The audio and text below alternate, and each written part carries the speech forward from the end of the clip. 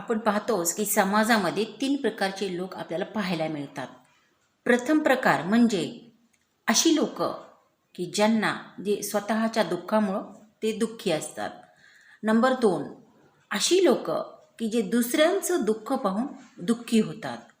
आणि नंबर 3 हे लोक जगामध्ये सर्वात जास्त संख्येने आहेत.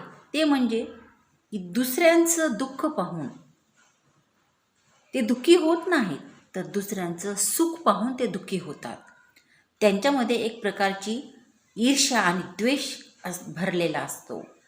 पण मी म्हणते त्यांना त्यांचं सुख पाहून ईर्ष्या आणि द्वेष करण्यापेक्षा त्यांनी जर त्यांच्याबरोबर स्पर्धा केली, त्यांच्याही पेक्षा श्रीमंत होण्याचा किंवा त्यांच्याही पेक्षा प्रगती करण्याचा प्रयत्न केला, तर ते जीवनामध्ये यशस्वी होतील आणि जीवनामध्ये खरं सुख आणि आनंद आणि शांती त्यांना भेटेल.